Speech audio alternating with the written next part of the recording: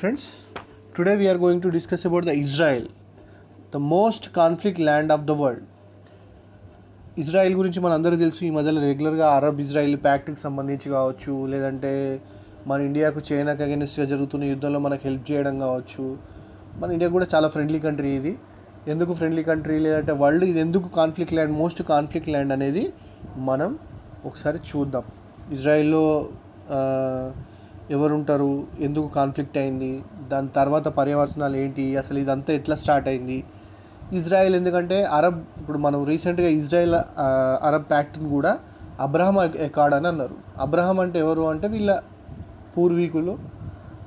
ఆ ల్యాండ్కి సంబంధించిన మనం ఆల్రెడీ తెలుసు మనకు, ద ల్యాండ్ ఆఫ్ ఇజ్రాయెల్ అనే ల్యాండ్ మూడో మోనోలిథిస్టిక్ మతాలకు, అదేంటి జెవిష్, క్రిస్టియానిటీ అండ్ ఇస్లాంకు పవిత్రమైన స్థలం. అది జెరూసలం క్రిస్టియన్స్కు, జెవిష్కు, ముస్లిమ్స్కు సేమ్ మూడు ఒకటే ప్లేస్లో, ఆ ప్లేస్లోనే ఎక్కువ పవిత్ర స్థలం ఉంది కాబట్టి అది చాలా important place. At the same time most conflict region.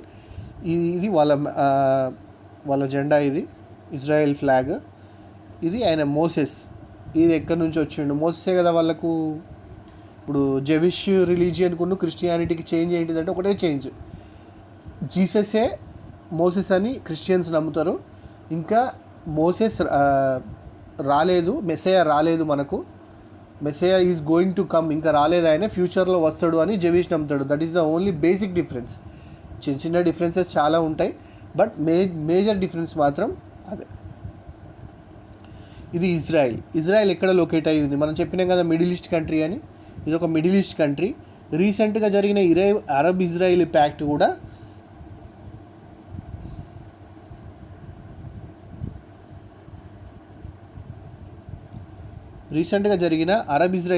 కూడా ఇది ఈ వెస్ట్ బ్యాంక్ అనెక్సేషన్.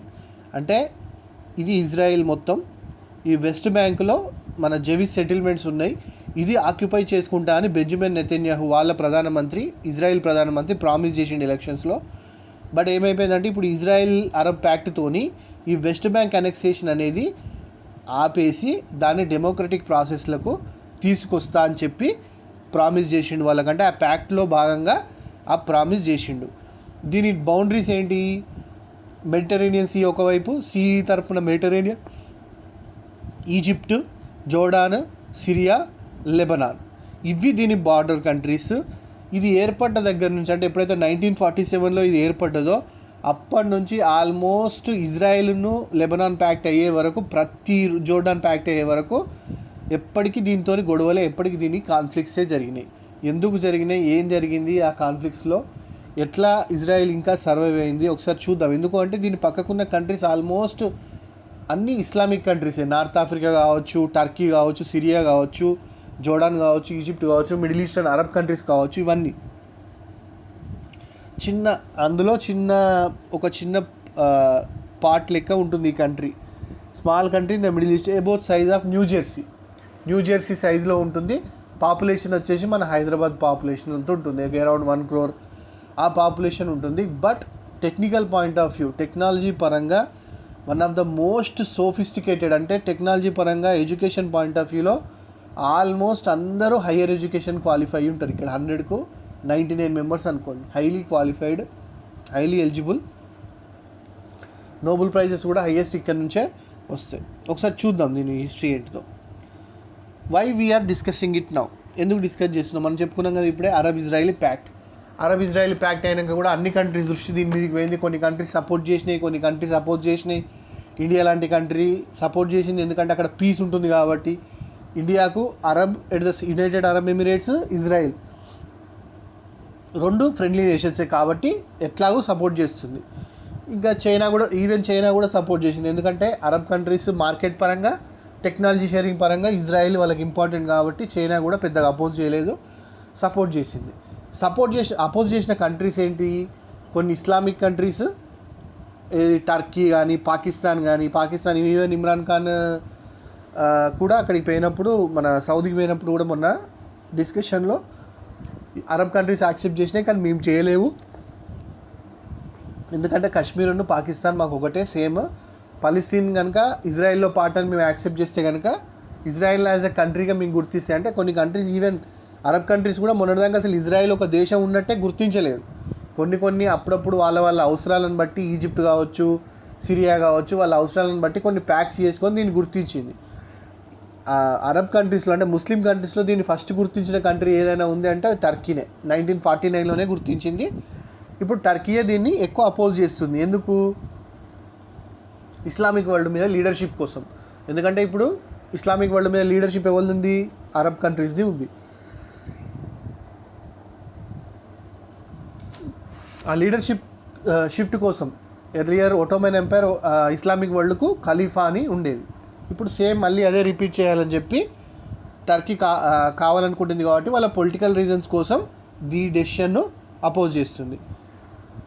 ఈ మొత్తం 57 కంట్రీస్లో, అంటే 57 ఇస్లామిక్ కంట్రీస్లో, మెజారిటీ కంట్రీస్లో కొన్ని కంట్రీస్ మాత్రమే దీన్ని రికగ్నైజ్ చేసినాయి, కొన్ని కంట్రీస్ చేయలే, ఫ్యూచర్లో చేస్తాయి. ఈ మధ్యలో సౌదీ అరేబియా కావచ్చు, బహ్రెయిన్ కావచ్చు, ఓమన్ కావచ్చు, ఆల్రెడీ డిస్కషన్ నడుస్తూ ఉంది. కొన్ని ఒప్పందాలు అంటే కొన్ని అండర్స్టాండింగ్స్తోని తర్వాత చేస్తారు. చెప్పిన కదా, Pakistan and Turkey said will not recognise that country. Even Turkey ఏం చెప్పింది, యూఏఈతో కూడా మేము సంబంధాలు తెంచుకుంటాం, యూఏఈ మా అసలు అంటే ఇస్లామిక్ కంట్రీ, బట్ దాంతో మేము ఎట్లాంటి బిజినెస్ రిలేషన్స్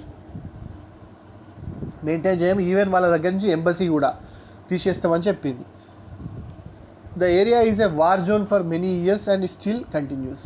కొన్ని సెంచరీస్, హండ్రెడ్స్ ఆఫ్ సెంచరీస్ దగ్గర నుంచి ఈ ఏరియా వార్ జోన్గానే ఉంది, ఇప్పటికి కూడా వార్ జోన్గానే కంటిన్యూ అవుతుంది. రీసెంట్గా ఇది ఇప్పుడు మనం డిస్కస్ చేస్తున్నాం కదా, ఈ ఇజ్రాయెల్ అరబ్ ప్యాక్ట్ తర్వాత కూడా హమాస్ అంటే పాలస్తీనియన్ టెర్రరిస్ట్ ఆర్గనైజేషన్ 12 రాకెట్ లాంచర్స్తోని రాకెట్స్ ఇజ్రాయెల్ మీదకి ప్రయోగిస్తే గాజా నుంచి వాళ్ళు కూడా తిరిగి మళ్ళీ బాంబింగ్ చేసిళ్ళు. ఇజ్రాయెల్ వాళ్ళు కూడా గాజా మీద bombing చేసిళ్ళు.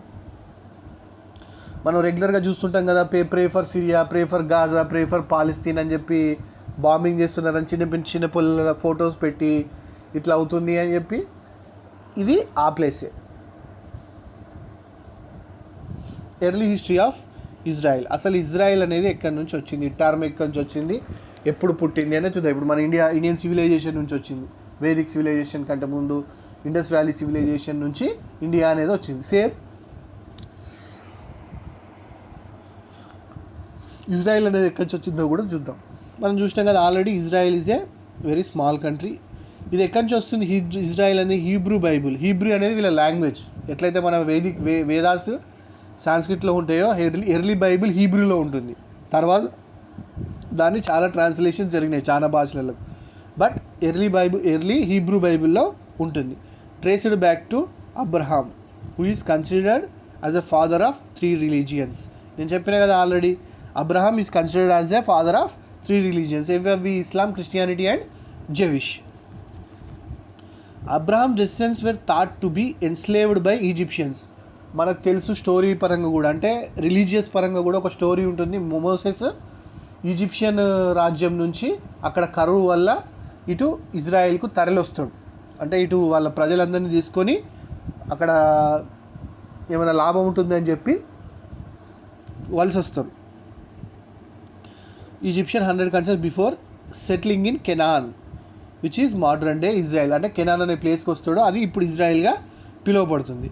The word Israel comes from Abraham's grandson Jacob, who was renamed Israel. అంటే ఇప్పుడు మనది భరతవర్ష ఎక్కడి నుంచి వచ్చింది?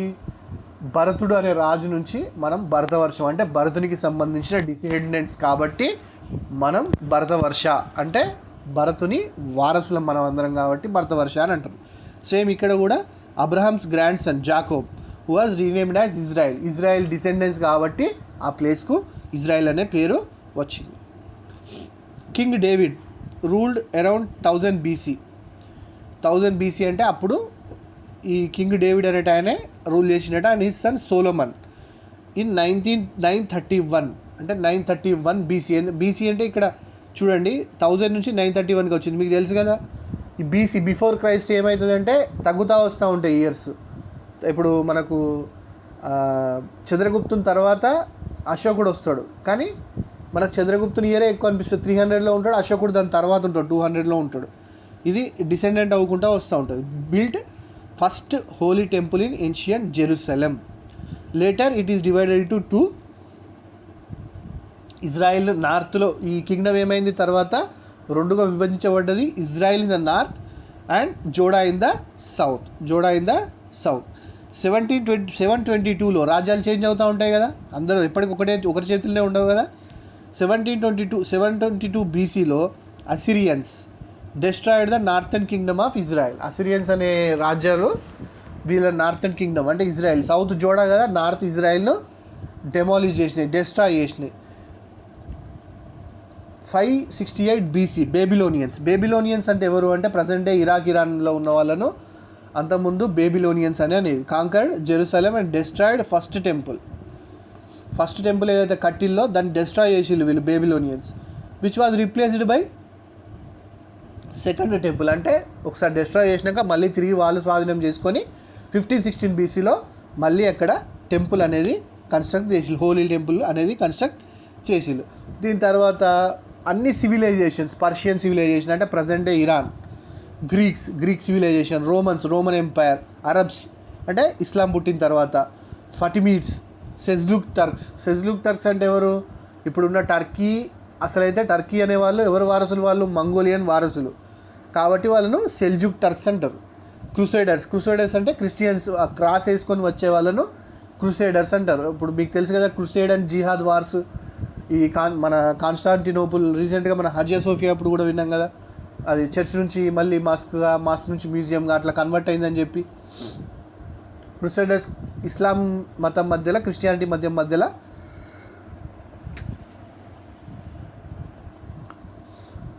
జరిగే యుద్ధాలను మన క్రిస్టియానిటీ సైడ్ పోట్లాడే వాళ్ళను క్రూసైడర్స్ అన్నారు, ఇస్లాం సైడ్ పోట్లాడే వాళ్ళను జిహాదీస్ అన్నారు.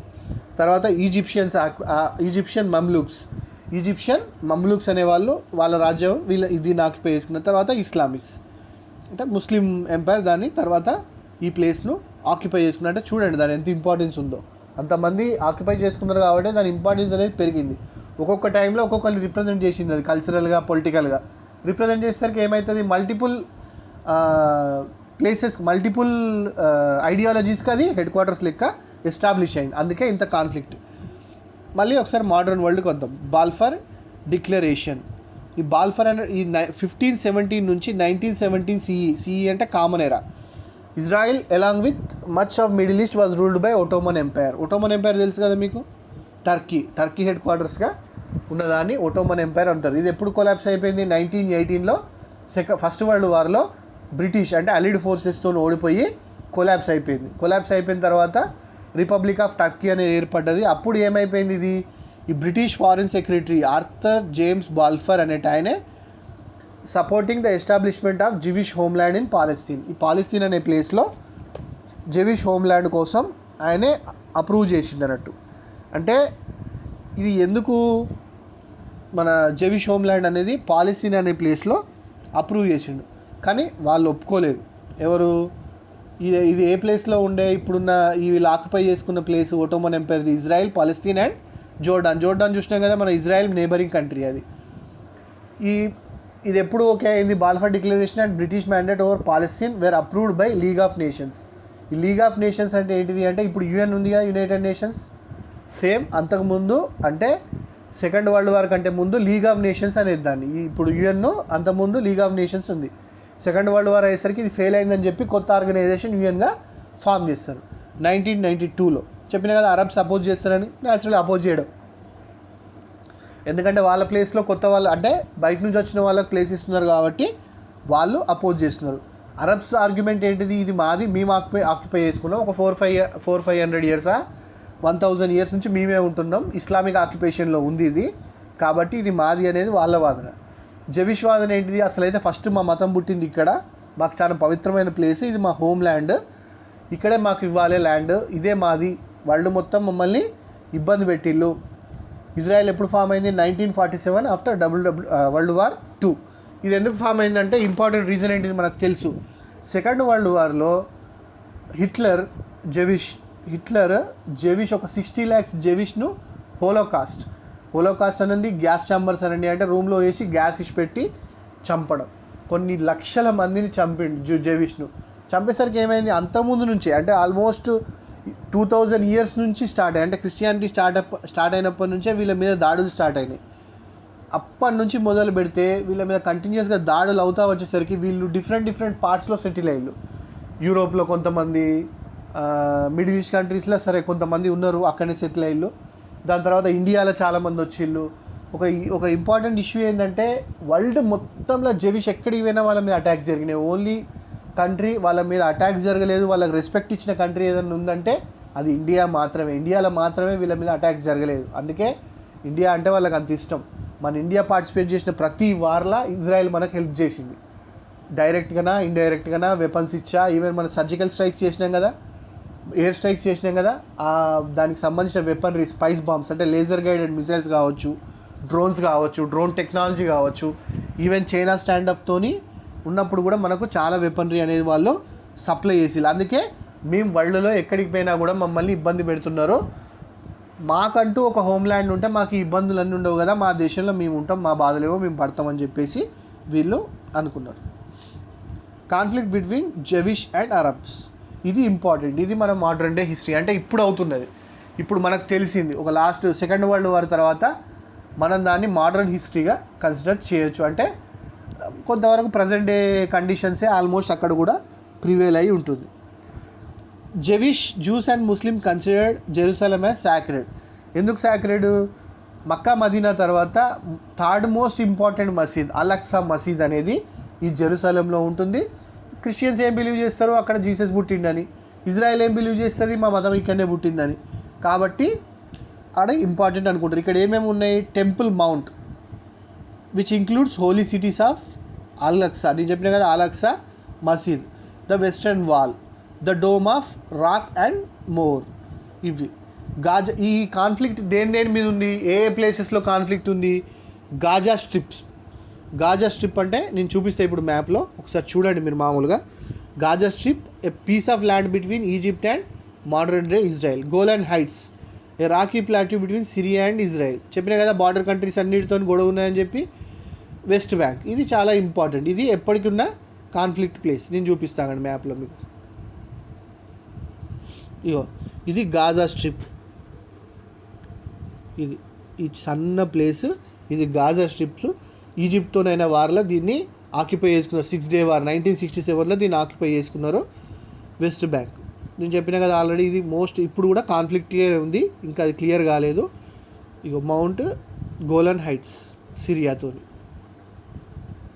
గోలాన్ హైట్స్ నేను చెప్పిన కదా సిరియాతో కూడా ఇది బార్డర్ షేర్ చేసుకుంటుంది కాబట్టి దీంతో కూడా ఎప్పటికీ కాన్ఫ్లిక్ట్ అనేది ఉంది. ఇప్పుడు సిరియాతోనే ఒక అగ్రిమెంట్ ఉంది వీళ్ళకు, వాళ్ళ మీద మేము వార్కి వెళ్ళామని చెప్పి. ఈవెన్ వాళ్ళకు వార్లలో కూడా వీళ్ళు హెల్ప్ చేస్తున్నారు వేరే కంట్రీస్ వస్తే కూడా.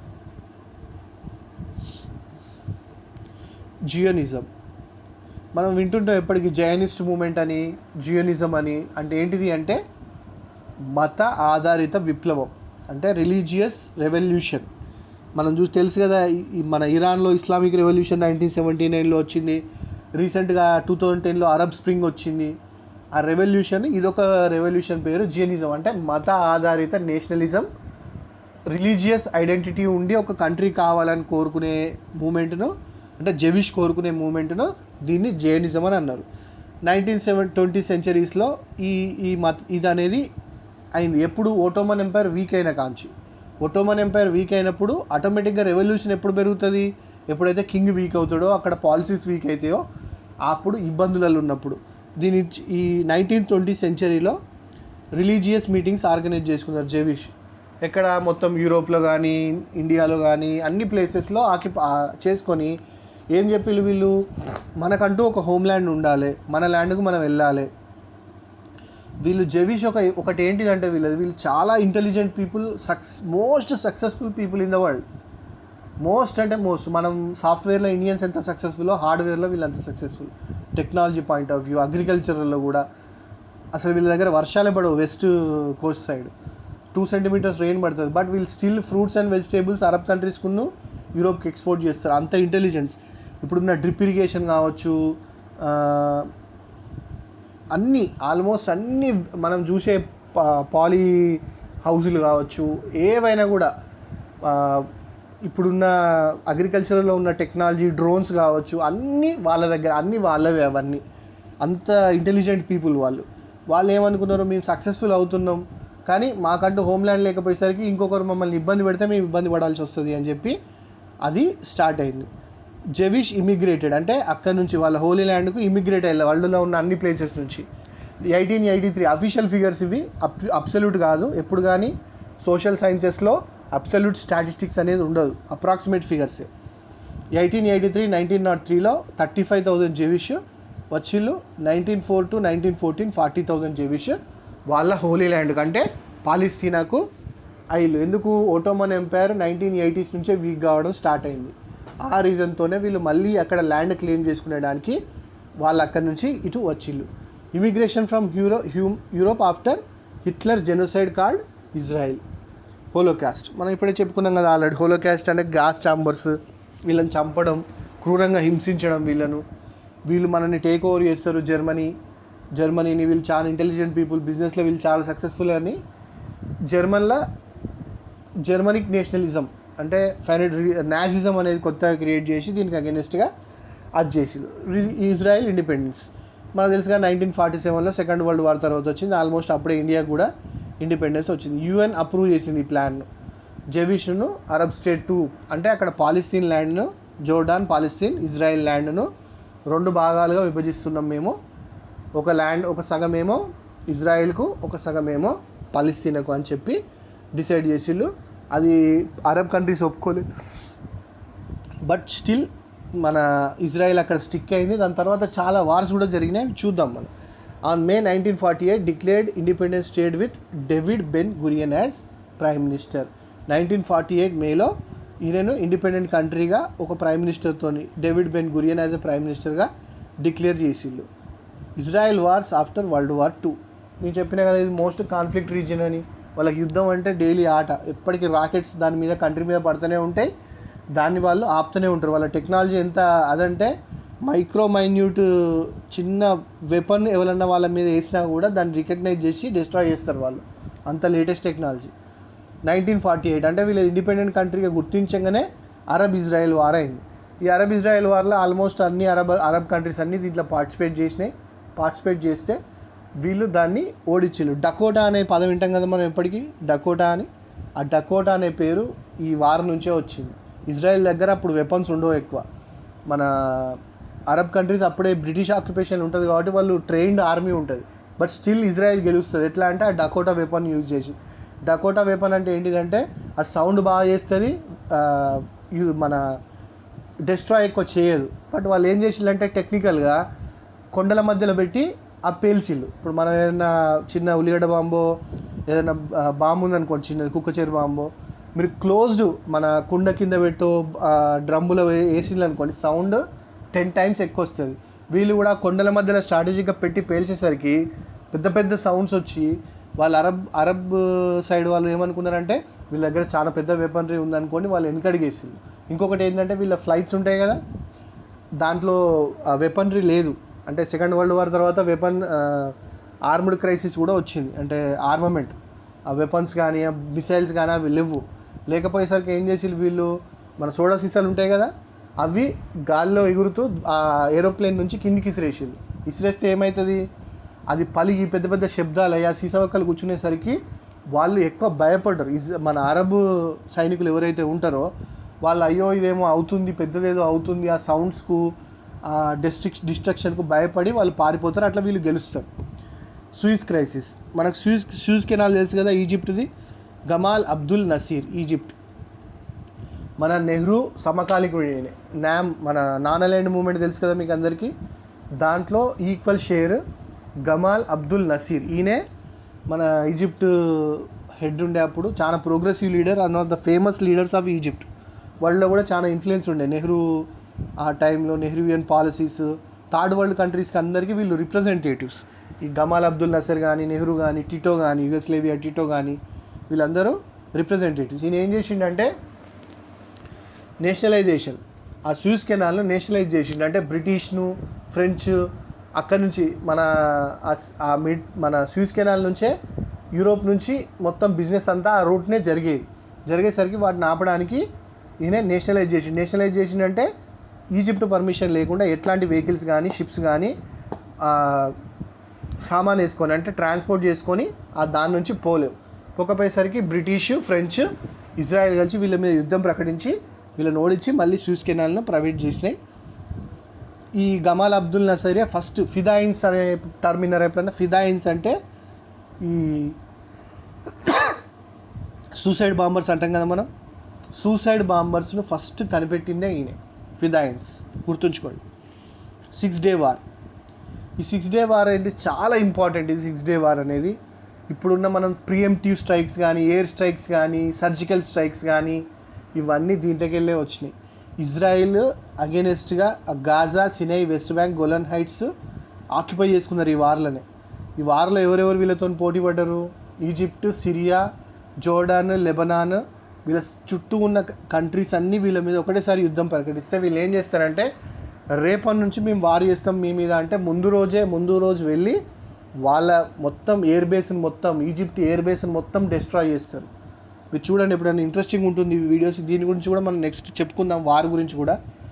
ఈ వార్ తర్వాత అరబ్ కంట్రీస్ అన్నీ భయపడ్డాయి వీళ్ళతో డైరెక్ట్ యుద్ధం చేయడానికి. అంత ప్రభావితమైన యుద్ధం అంటే ఇన్ని దేశాలు కలిసికట్టుగా వీళ్ళ మీద యుద్ధం చేసిన జస్ట్ 6 daysలో మమ్మల్ని ఓడిచిల్లు అంటే వీళ్ళ టెక్నాలజీ, వీళ్ళ ప్లానింగ్ కానీ ఎంత స్ట్రాంగ్ అనేది ఒక వరల్డ్లో కొన్ని రూమర్స్ ఎట్లా ఉంటుంది మీకు తెలుసు కదా.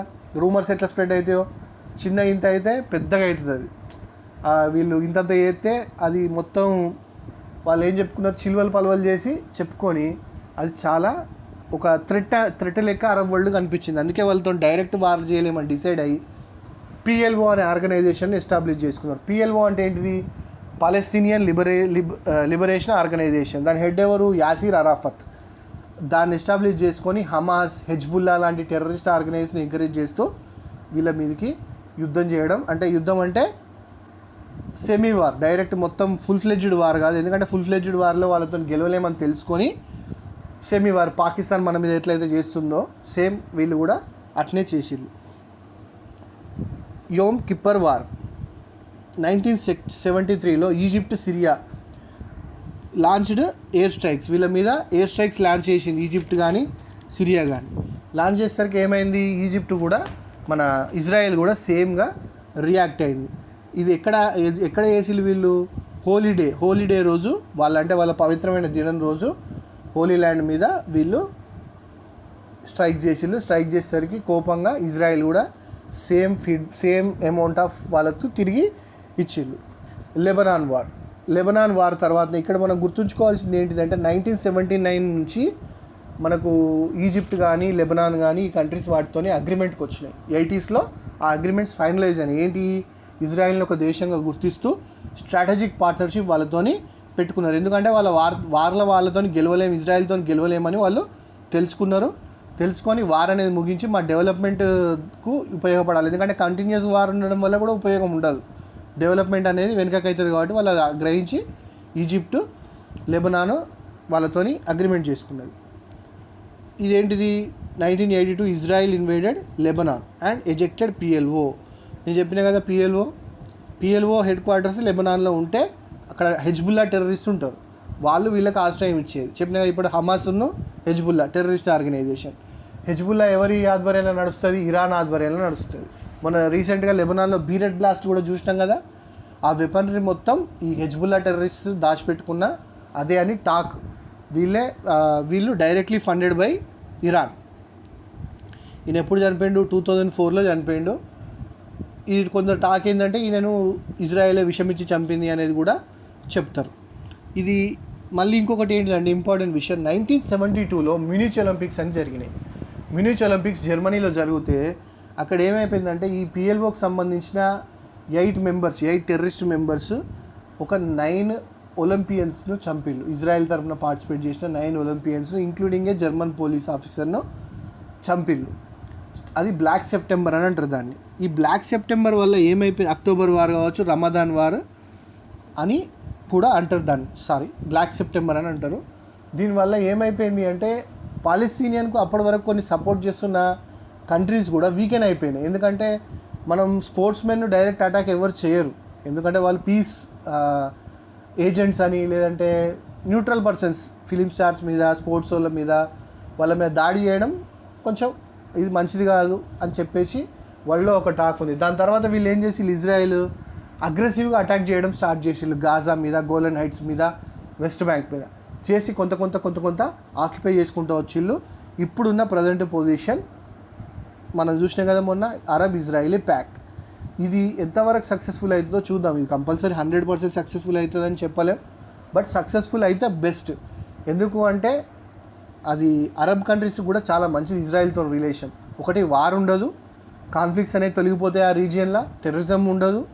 రెండోది ఏంటిది అంటే అరబ్ కంట్రీస్ కానీ సౌదీ అరేబియా కానీ ఇవన్నీ ఏంటిది ఆయిల్ ప్రైజెస్ తగ్గిపోతున్నాయి. ఇంకో 5 to 10 ఇయర్స్లో గ్రీన్ ఎనర్జీ సైడ్ పోతుంది వరల్డ్ అంతా. ఎలక్ట్రిక్ వెహికల్స్ కావచ్చు, హైడ్రోజన్ వెహికల్స్ కావచ్చు, అటు షిఫ్ట్ అయితే ఆయిల్ అనేది ఇంపార్టెన్స్ ఉండదు.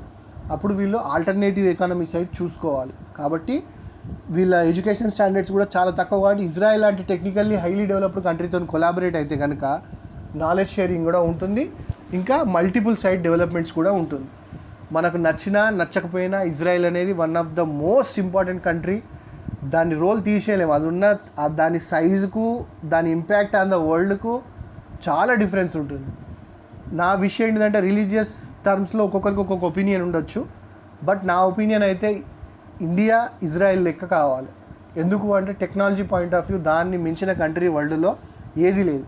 Only 2 countries in the world after continuous destructions ఇంత సఫర్ అయినాక కూడా సక్సెస్ఫుల్ అయినాయి అంటే 2 కంట్రీస్. అవి 2 ఇండియాకి ఆదర్శం. అవి ఏంటి అంటే ఇజ్రాయెల్ అని Japan. Thank you very much. మీకు ఇంకేదైనా టాపిక్ మీద క్లాస్ చెప్పాలనుకుంటే నాకు చెప్పండి, కామెంట్స్లో షేర్ చేయండి. Please watch, share and subscribe. Thank you very much.